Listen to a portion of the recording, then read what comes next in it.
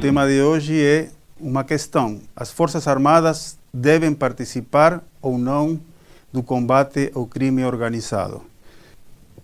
Essa questão tem aparecido tanto no debate político, no debate no âmbito intelectual, nas preocupações cotidianas dos cidadãos com relação à sua própria segurança, e um tema que aparece é o desborde das forças policiais. De repente o Estado está com dificuldades para dar conta desse desafio e as forças policiais que teriam que ser as principais responsáveis por combater o crime organizado não estão tendo condições adequadas. Esse consenso que vai se estabelecendo fica agravado pela política dos Estados Unidos, que passam a defender o que se chama a guerra às drogas, né? Desde o governo de Reagan, nos anos 80, o tema do crime organizado, principalmente o narcotráfico, passou a ser colocado como parte da agenda de segurança internacional. E no caso da América Latina, foram sendo desenvolvidos vários programas, Clinton, Bush, Obama, com o Plano Colômbia, a Iniciativa Mérida, a Iniciativa para a Bacia do Caribe e América Central, que concentram praticamente 50% dos recursos que o Departamento de Estado dos Estados Unidos financia para programas na América Latina. Nessa questão, né, da militarização do combate às drogas, né, esses programas são direcionados principalmente, com diferença do caso da Colômbia, onde envolve também a questão do combate ao terrorismo, para atuar no combate ao crime organizado. Só que Estados Unidos não utilizam as suas forças armadas para esse tipo de combate no seu território. Isso tem gerado respostas críticas à chamada guerra às drogas, que na prática envolve a maioria dos países latino-americanos, essa agenda, talvez não no Uruguai, não na Argentina ou no Chile, colocando que, no debate intelectual principalmente, que essa fraqueza do Estado para enfrentar esse desafio é talvez uma decorrência das reformas neoliberais que enfatizaram, né, a saída do Estado de uma série de atividades. Por outro lado, geraram uma perda de coesão social, com diminuição da igualdade social, aumento da pobreza, né? Então, o desborde do Estado é um fato, mas a solução não é chamar as Forças Armadas para atuar no combate ao crime organizado, sino ter uma agenda cidadã, ou seja, recuperar a coesão social, investir em programas que combatam a pobreza, e ao mesmo tempo se valorizam iniciativas como a do Uruguai, de descriminalização de drogas leves. Então, essas duas visões aqui coloca, frente à urgência que aparece, tanto midiática como nas preocupações dos cidadãos, da incidência do crime organizado, de envolver as Forças Armadas como uma solução imediata, e aqueles que ponderam que os resultados dessas políticas dos Estados Unidos em termos de combate às drogas, através dos programas que já foram mencionados, não deram os resultados esperados. Então, se enfatiza essa agenda cidadã.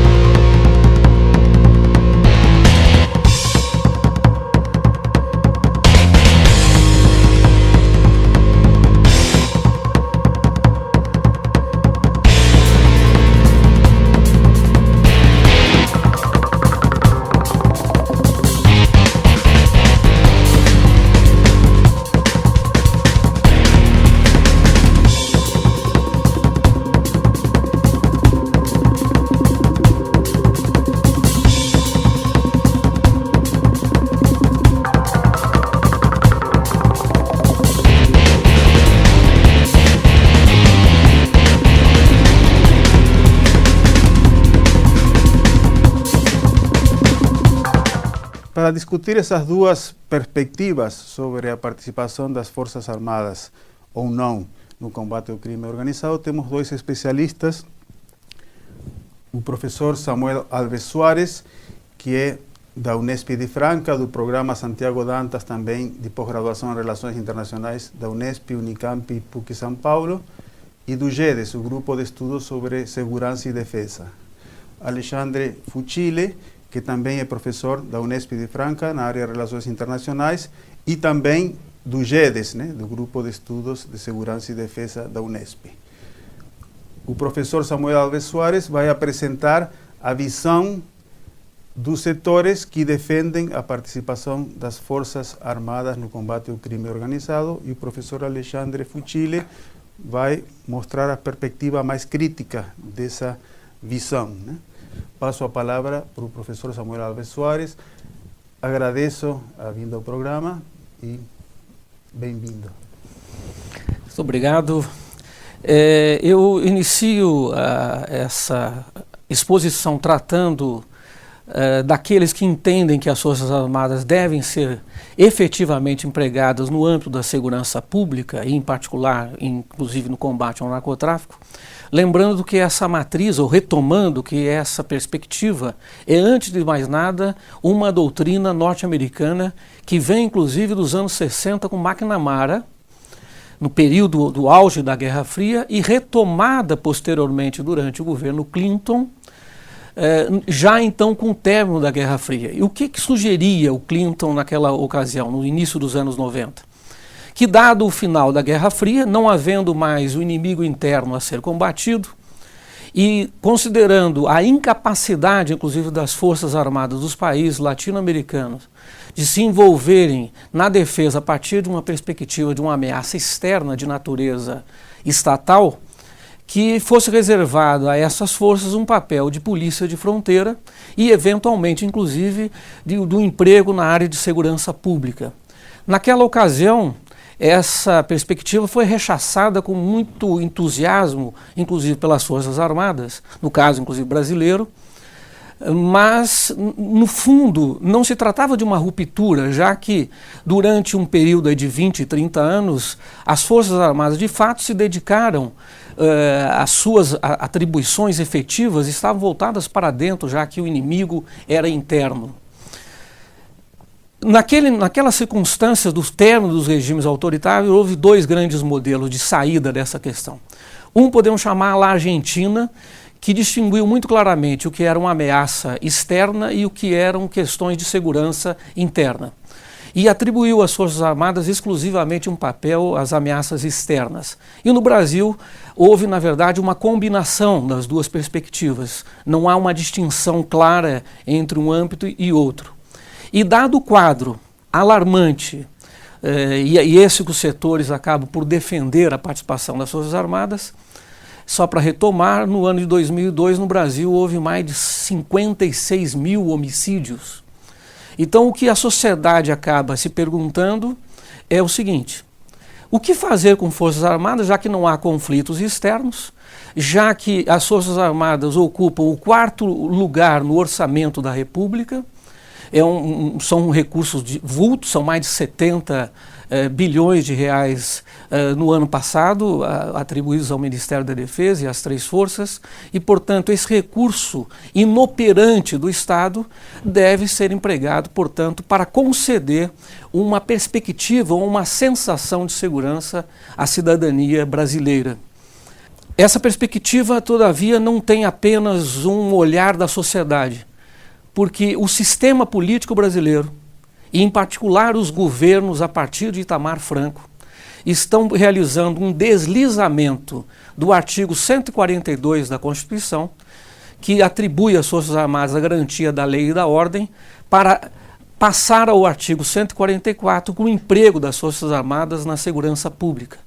E os governos, crescentemente, a partir de Itamar, e principalmente a partir de 2010, se tem empregado massivamente as Forças Armadas, tanto como polícia de fronteira, na Operação Águeda é o caso mais emblemático, quanto na segurança de grandes eventos, como é o caso atualmente da Copa de Futebol.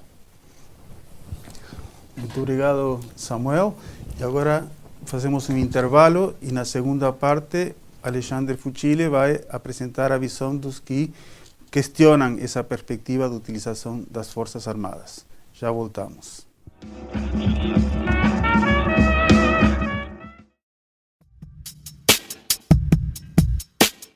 O espaço virtual Sem Diplomacia divulga análises e comentários polêmicos sobre eventos internacionais.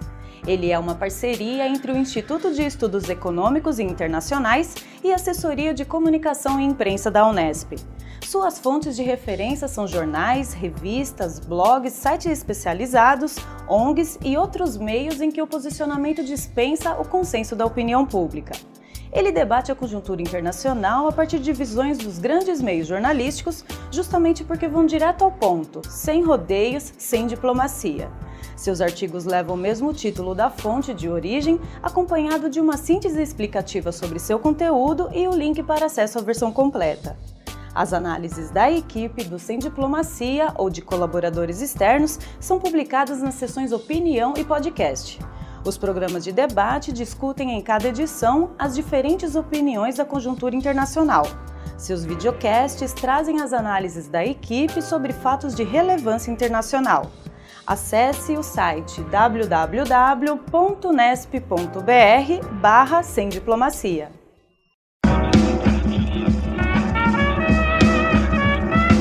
Voltamos agora à segunda parte. Passo a palavra para Alexandre Fucili. Agradeço muito a sua disposição para participar desse programa. Obrigado pelo convite. Eu diria que a dificuldade ou o grande problema de se empregar as Forças Armadas no combate ao crime organizado de uma forma geral ou na segurança pública de uma forma geral é justamente os riscos advindos desse tipo de emprego. As Forças Armadas, tradicionalmente, são preparadas justamente para a defesa nacional, que é bastante diferente da segurança pública, e como um ex-presidente já fez referência, né, muitas vezes parece que são os acadêmicos que são contrários ao emprego das Forças Armadas na segurança pública, como se fosse quase que uma extravagância de acadêmicos. O ex-presidente João Figueiredo, o último presidente do período autoritário, aí do período militar, ele mesmo fazia referência contrária ao emprego das Forças Armadas na segurança pública, dizendo que as Forças Armadas eram preparadas para matar inimigos, para guerrear e matar inimigos, e não para distribuir tiros e prender pessoas. Então, nesse sentido, se nós empregássemos as Forças Armadas, ou o emprego das Forças Armadas na segurança pública, significaria uma revisão na mentalidade do tipo de preparo que o militar recebe, desde as academias militares, né, desde o início da formação dos militares até a destinação final deles. E aí com um risco bastante grande de nós termos uma grande polícia, né, no Brasil, mas não Forças Armadas bem preparadas, bem adestradas, com capacidade crível para a defesa nacional, como devem ser, na verdade, como ocorre nos países já de democracias mais avançadas ou mais consolidadas. Eu diria que uma outra dificuldade é que nós sabemos, principalmente no Brasil, que a República nasce inclusive de um golpe militar, né, e nós temos aí um longo histórico da vida política e social regulado com várias intervenções militares desde 1889, ou seja, do fim do século XIX, o risco ou o tipo de risco que esse expediente pode trazer de se empregar as Forças Armadas na segurança pública. Mas recentemente nós tivemos aí as vésperas da data que marcou os 50 anos do golpe de 1964, o lançamento de um manual, chamado Manual de Garantia da Lei e da Ordem, em que se fazia menção a forças oponentes, né, no território doméstico. Na verdade, era a leitura de que movimentos sociais como forças oponentes. Isso é muito perigoso e, mais do que perigoso, é equivocado. É você tratar como cidadãos, é você tratar problemas sociais como se fossem problemas de segurança pública ou uma espécie de releitura da velha ideia de inimigo interno que nós já tivemos no passado na linha da nada saudosa doutrina de segurança nacional. Então, o emprego das Forças Armadas na segurança pública, ele não é desejável, ele não apresenta concretamente resultados significativos melhores quando cotejados com o emprego policial, não obstante o grande apoio que há por grandes segmentos da população de uma forma geral. Por exemplo, a primeira grande operação de emprego dos militares na segurança pública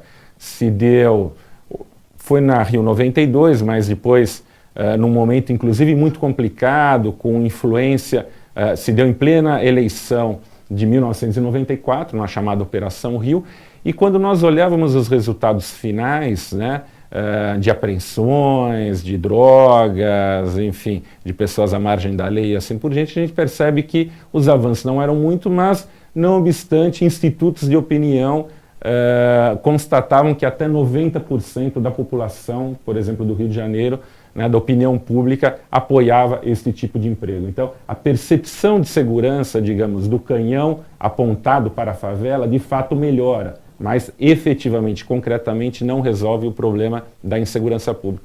Eu diria que é uma questão de fundo aí, talvez, que não é o tema do programa de hoje, mas que talvez mereça uma reflexão mais detida, que é o fato de o aparelho policial, ou as polícias, seja ela civil e militar, sem, ao meu ver, a única grande instituição que no período pós-autoritário não sofreu nenhum tipo de reforma significativa. Inclusive, os próprios militares que estiveram no centro do poder de 1964 a 85 sofreram uma reforma de vulto a partir de 1999 com a criação do Ministério da Defesa. E as forças policiais, a gente tem elas completamente, digamos, apartadas de uma discussão mais profunda de uma reforma e de um preparo diferente, não militarizado, como tradicionalmente elas vêm se apresentando e trabalhando com a comunidade.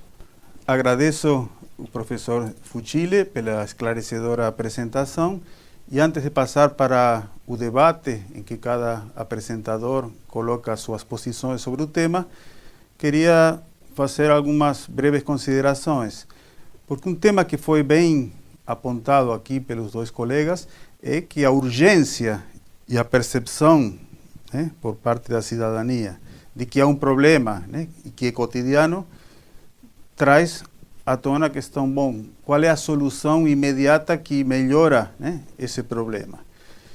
E quando você tem essas perspectivas críticas que discutem o tema da cidadania, o problema das reformas que enfraqueceram o Estado, políticas alternativas, isso é correto. Agora, como você lidar com o tema da repressão eficiente? Então, se as polícias não estão preparadas para esse desafio, como foi colocado, não houve uma reforma da instituição, né? E você precisa de medidas urgentes, porque é um tema que também se coloca no âmbito do debate político, né? O problema da segurança e também na mídia. Haveria alguma forma em que a colaboração das Forças Armadas pudesse ser feita dentro dos parâmetros da Constituição sem mudar a sua função? Há alguns exemplos que se colocam, por exemplo, patrulhamento por helicópteros na fronteira ou em áreas complicadas onde há presença de tráfico, de crime organizado em geral, com pilotos militares, mas com polícia, né, efetiva atuando. Inteligência, ou você deslocar contingentes militares para áreas de fronteira onde esse problema da criminalidade também vindo de fora aparece.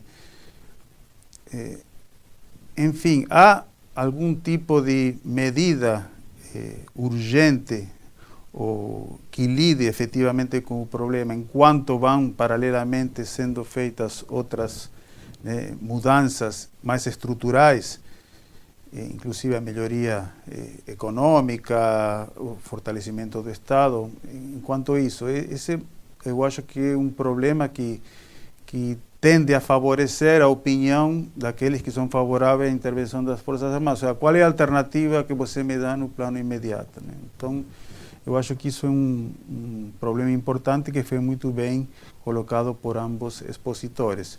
Agora eu passo a palavra ao professor Samuel para fazer suas considerações. Tá. Vamos retomar desse ponto a perspectiva da urgência, porque a sociedade ela não se apresenta por uma condição de que ela não tem tempo, já que o quadro, de fato, concretamente, é bastante grave. Todavia, esse quadro é amplificado pela mídia e há uma perspectiva cada vez mais militarizada do que vem a ser coibir um processo de que a cidadania aflore no país. Eu penso que há uma clara perspectiva conservadora que busca reprimir movimentos sociais, e o manual, quando faz referência às forças oponentes, apenas reflete também nessa perspectiva esse tipo de posicionamento que é bastante comum nos grandes grupos midiáticos no Brasil. O ponto que é importante ressaltar é que a perspectiva de emprego das Forças Armadas é ilusória. Ela é ilusória pelos pontos que já foram apresentados, porque não são preparadas para essa finalidade. E o que me parece que nós estamos vendo é um processo crescente de gendarmerização das Forças Armadas. Então isso cria duas grandes debilidades. A primeira debilidade é de natureza estratégica, porque nós estamos abrindo mão da possibilidade de termos Forças Armadas que possam cumprir uma missão de caráter dissuasório, defensivo, do ponto de vista da defesa. E mais grave ainda é o fato de que, ao termos uma visão de que as questões de natureza, antes de mais nada social, devem ser resolvidas pelo limite dos elementos de força que o Estado dispõe, que são as Forças Armadas, é uma visão muito mais do que policialesca, é uma visão militarizada de uma perspectiva que, antes de mais nada, exige do Estado um outro nível de processo judicial, uma polícia com uma outra perspectiva e uma outra mentalidade, não de natureza repressiva. E, portanto, nós estamos mergulhando num quadro que é bastante sério, bastante grave, e é importante que a cidadania tenha clareza desses aspectos e do significado que é trazer para o âmbito interno forças que, do ponto de vista da sua essência, são pensadas para combater o xenos, para combater o inimigo que é externo. Se não há inimigos externos muito claros, esse é o caráter dissuasório que a defesa deve se preparar para hipóteses que possam ocorrer de conflitos e que exijam forças armadas preparadas para essa condição. Obrigado, Samuel. Passo a palavra para Alexandre, fazer suas considerações. Eu acredito, e aí lembrando, eu fiz menção no bloco anterior à primeira grande operação militar nesse sentido de emprego e segurança pública, que foi a Operação Rio, em 1994, e o nosso querido Herbert de Souza, o Betinho, costumava dizer que sobre esse tema ele falava: esse é um tema que precisa de luz e debate, e não sombra e AR-15. Então eu acho que é muito feliz, e aí eu cito um exemplo, ao meu ver, porque que eu acho equivocado também. Basta pensarmos, por exemplo, o que o próprio Estados Unidos fazem, né? Aquela velha linha, né? Façam o que eu falo, mas não façam o que eu faço, porque os Estados Unidos, se nós olharmos a maior potência militar do planeta, que tem uma fronteira de pouco mais de 3.000 quilômetros com o México, eles não conseguem resolver satisfatoriamente estas questões, estes problemas de fronteira com o México via militarização desta questão.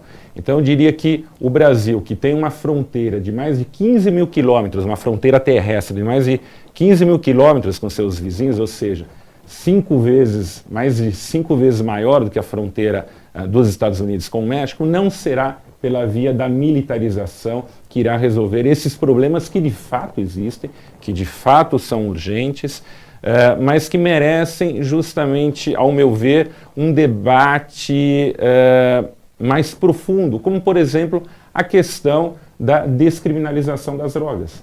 Nós temos, por exemplo, o próprio ex-presidente Fernando Henrique, hoje em dia, defendendo isto, né? Ele, que quando foi presidente da República, criou uma Secretaria Nacional Antidrogas nos moldes desejados pelos norte-americanos, inclusive anunciado em Camp David, né, na casa de campo do presidente dos Estados Unidos, ao lado do então presidente Bill Clinton, né? Hoje em dia, felizmente, acho que ele evoluiu nesse sentido, mas esta postura dos Estados Unidos, ou esta postura de se empregar os militares no combate à criminalidade, concretamente ela não apresenta efeitos e não apresenta resultados.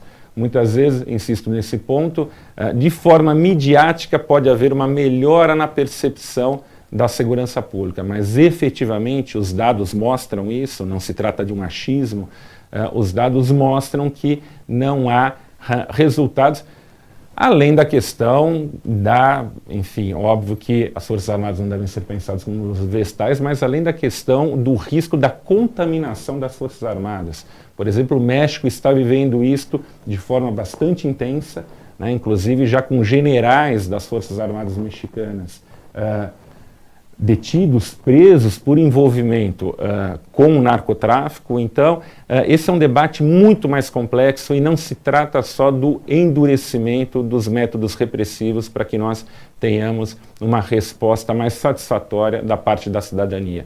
Sem dúvida alguma, a gente tem que atacar também duramente as questões sociais, os históricos déficits sociais que nós temos, particularmente no Brasil, que são seculares, que foram agravados ao longo da década de 1990, aí, por uma década que caracterizou toda a América Latina por uma hegemonia neoliberal.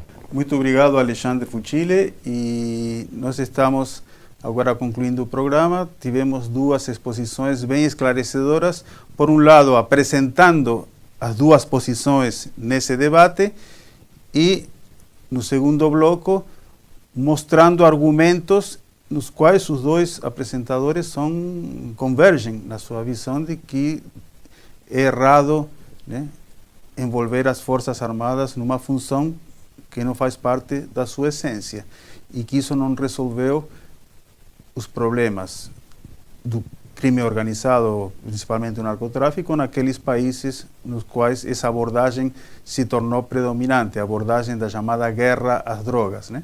É o caso do México, que foi bem citado, também tem América Central e Caribe. Então o debate é importante, claro, essa questão da urgência é fundamental e pressiona, né?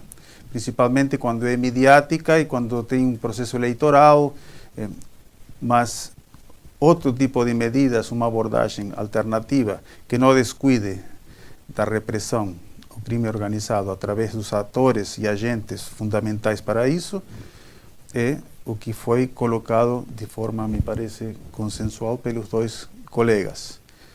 Então, terminamos por aqui e até o próximo programa. Muito obrigado.